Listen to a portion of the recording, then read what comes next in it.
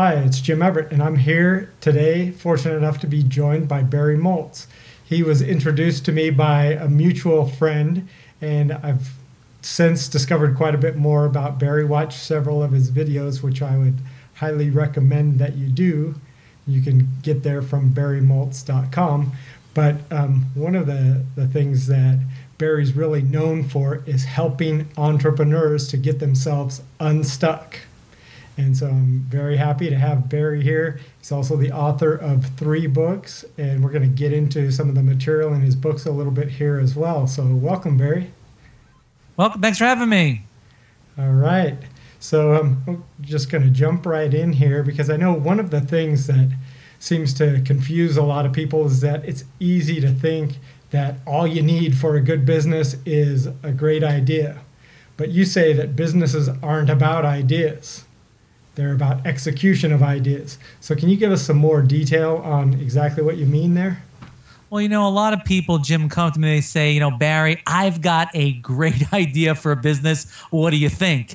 And I always give them the same answer, which is I have absolutely no idea. Because as you said, it's not about ideas, it's about the execution of the ideas. And to remember that, you just have to think back on that Kevin Costner movie, Field of Dreams, where they said, if you build it, they will come, right? Right. We all know just because you have a great idea, just because you build it, doesn't mean it's going to be successful. It takes execution and great people really get it done.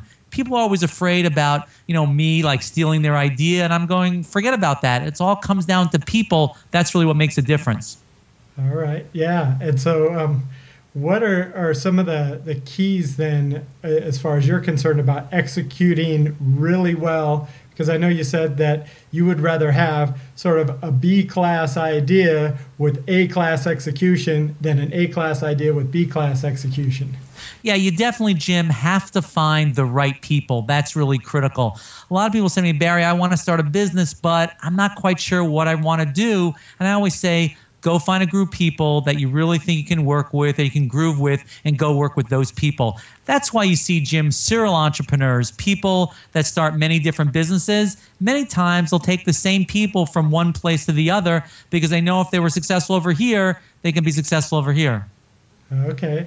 And then what about for say solopreneurs, like consultants, coaches? You have some thoughts around execution to help them out in particular? Well, I think those people especially need some good kind of support structures because it's very easy, I think, if you're a solopreneur, to get lonely and to get caught up in all the frenetic stuff that goes on or get caught up in social media than actually making money or getting things done. So you've got to really have some good discipline of what I always do is the thing that I don't want to do today, I always do that first. And then I reward myself with something after that. But those people, I think, really need mentors and a good support structure so they can really get some things done. And I think that, quite honestly, working remotely and you can really connect together through Skype and through social media, that can really help that. All right, great. And then a lot of it, one of the things that I've noticed, I started doing some of these interviews just over the phone. Now this is the second one that I'm doing over video, but just this particular type of interaction where I'm getting people who are really experts in specific areas just talking and sharing just provides me with an incredible boost. And not only that, helps me to really see and model, I think, some behavior that's helpful for me. It's great because I see some things that come across, Twitter or Facebook every day. And one of the things that I posted this morning was 61 business owners told me what they're going to accomplish before year end. And, this is a very difficult month for entrepreneurs because there's all this holiday hoopla going around. People get caught up in buying stuff. But there's really some significant things that we really should accomplish by year end. And we got to make sure that we do that.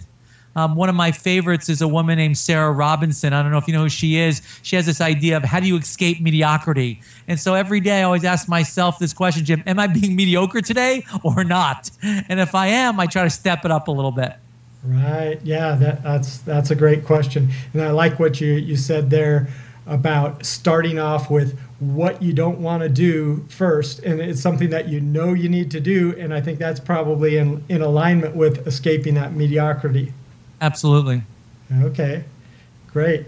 And one of the things I definitely wanted to talk to you about was following through, because there's so much, I guess, touted on just within our society that once you start something, you got to see it through, but not everything should be followed through. So how do we know sort of when to follow through, when not to follow through? Because the signs can be sometimes pretty misleading. Yeah, I mean, I think that, as entrepreneurs, we're really big dreamers, we're really big planners, and I think that's a good thing. There's a lot of hope there. I think the best thing to do, especially, is to take it step by step. You have to execute an action, see what the result is, and based on that result, go do another action. Based on that result, go do another action. It's very zigzaggy. So I believe you should take very, very small, patient steps. If you take small, patient steps instead of giant leaps, you'll know what to do next, and then next, and that's next. And I think you'll get yourself in a lot less trouble. Right. And then I think sort of wrapped into what you're just saying there also is having good feedback systems so that you know exactly what results you're getting besides what you just see around you. Yeah, if you ask customers for feedback, many people will give it to you. People usually vote with their dollars. I always say that what the small business owner needs to do is they need to focus on what pain do you solve and who has the money to solve that pain. If people are paying you for a given service or product, then they have the pain and the money to solve the pain, and that means you're doing good work and you can build your business. If no one is buying, then maybe there's not the pain there, or you're going after the wrong people. Right.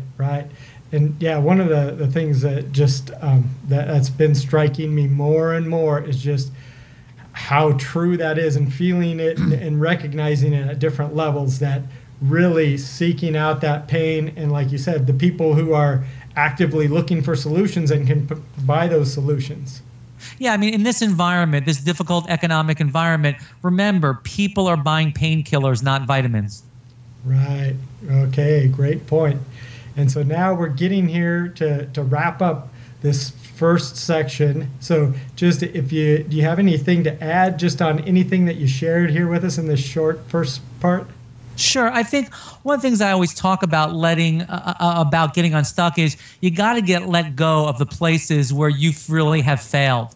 I mean, I don't believe you should brag about your successes, but I also think we need to let go of our failures. Sometimes you can't learn from your failure, right?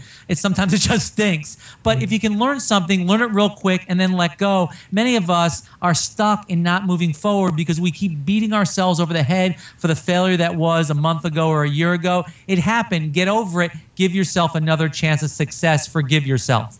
Right. Okay, great. And that's a little bit of a preview of the next section, where we're going to even dig in a little bit more into your book, Bounce, and how to bounce from failure. And we're not necessarily talking about bouncing back, because that might not be the direction that we want to go. Right.